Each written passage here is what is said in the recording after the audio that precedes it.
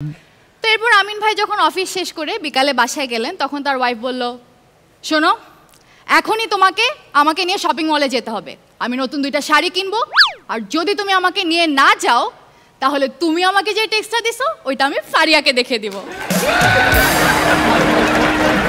এবার আমরা আমাদের দুর্দান্ত এক পারফর্মারকে ডাকতে চলেছি, মাল্টি ট্যালেন্টেড, আসে মিরপুর ঢাকার মেয়ে ফাইজা হাসিন শৈলী।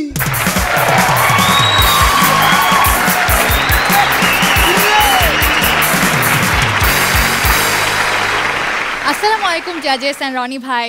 হ্যালো রাবার ভাই। ম্যাটার গায়ের রং সুন্দর ছিল না কিন্তু আমার জন্য সুন্দর ছিল, হাইট কম ছিল কিন্তু আমার জন্য একদম পারফেক্ট ছিল, ভালোবাসা দিত না ঠিকই কিন্তু সব সময় পায়ে পা মিলিয়ে চলতো, যেখানেই যেতাম না কেন আমার জন্য ওয়েট করত, যেমনই ছিল আমার খুবই পছন্দের ছিল। কে কে বলে দিব? বলে। আমার স্যান্ডেল কোন যেন চুরি করে নিয়ে গেছে। হায় হায়, এটা কোনো কথা? ওই দিন আমিন ভাইকে তার ওয়াইফ কল করে বলতেছে, কি গো অনেক দিন তো হয়ে গেল, কবে আসবে? আমিন ভাই বলল যে এখন অফিসে অনেক প্রেশার, আমি বাসায় এখন আসতে পারবো না। তখন তার ওয়াইফ তাকে বলল, সেটাই তো, অফিসে যদি কাঁচা বাদাম থাকে তাহলে বাড়ির ভাজা বাদামের প্রতি আকর্ষণ থাকবে কি করে? এক সেকেন্ড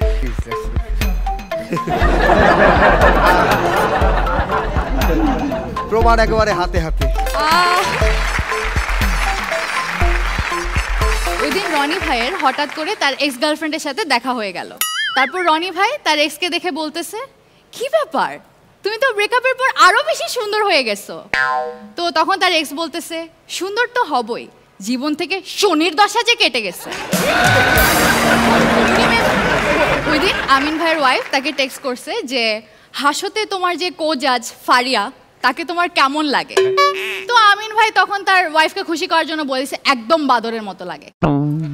তো এরপর আমিন ভাই যখন অফিস শেষ করে বিকালে বাসায় গেলেন তখন তার ওয়াইফ বলল, শোনো এখনই তোমাকে আমাকে নিয়ে শপিং মলে যেতে হবে, আমি নতুন 2টা শাড়ি কিনবো, আর যদি তুমি আমাকে নিয়ে না যাও তাহলে তুমি আমাকে যে টেক্সটটা দিছো ওইটা আমি ফারিয়াকে দেখে দিব।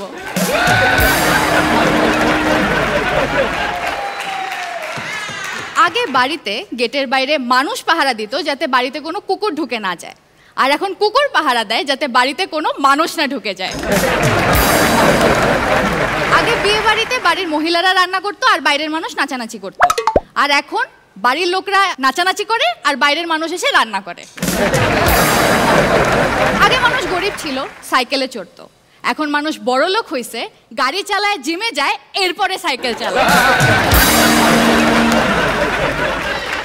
ওই দিন মহিবুল্লাহকে ওর বাবা বলল যে যা বাজার থেকে ধনেপাতা নিয়ে আয়। তো মহিবুল্লাহ যখন বাজার থেকে বাসায় আসলো ওর বাবা ওকে বলল, তোকে আনতে বলছি ধনেপাতা, তুই আনছস পুদিনা পাতা।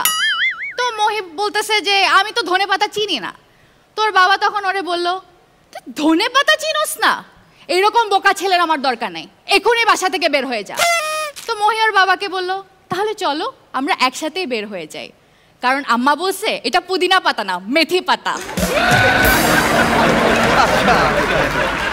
রনি ভাই ওই দিন সেলুনে বসে চুল কাটাচ্ছেন, তো হঠাৎ করে এক সুন্দরী মহিলা সেলুনে প্রবেশ করলো। তো মহিলাকে দেখে রনি ভাই মোহিত হয়ে বলতেছে, আপনি তো খুবই সুন্দরী একজন মহিলা, আপনার মতো সুন্দরী মহিলা আমি আর আগে কখনো দেখিনি। তো মহিলা বলল, ধন্যবাদ। পরে রনি ভাই বলল, আচ্ছা আজ সন্ধ্যাবেলা কি আপনি ফ্রি আছেন? চলেন না আমরা দুজন মিলে সিনেমা দেখে আসি। তো মহিলা বলল, দেখেন আমি একজন বিবাহিত নারী, আমার স্বামী এগুলো অ্যালাউ করবে না। তো রনি ভাই বলল, আরে আপনার হাজবেন্ডকে বলেন না যে আপনি আপনার বান্ধবীর সাথে বেড়াতে যাচ্ছেন। তখন মহিলা বলল, আপনি বলে দিন না, উনি তো এই মুহূর্তে আপনার চুল কাটছেন।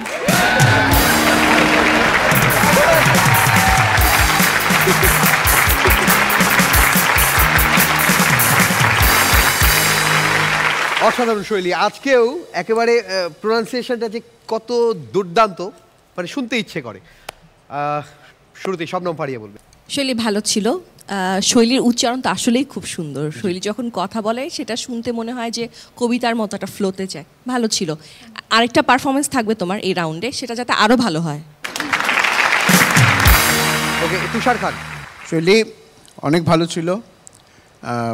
তোমার ওই আমার খুব ভালো লাগে যে তোমার এক্সপ্রেশনগুলা, মানে স্ট্যান্ড আপ কমেডিতে একটা বিষয় আছে, তার মধ্যে ওই এক্সপ্রেশনগুলো অনেক শার্প এবং অনেক সুন্দর, ভালো ছিল, অনেক ভালো ছিল।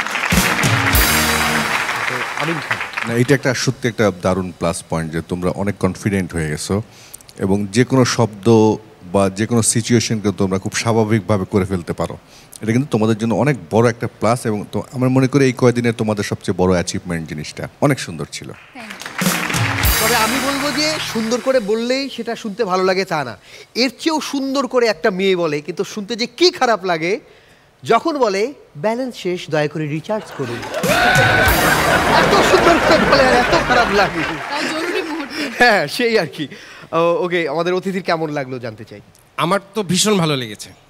প্রথমত হলো শুরু থেকে শেষ পর্যন্ত একবারও ফাম্বলিং করে নাই, কিন্তু কোথাও থামে নাই। দ্বিতীয়ত প্রত্যেকটা শব্দ ক্লিয়ার আমরা শুনতে পেরেছি।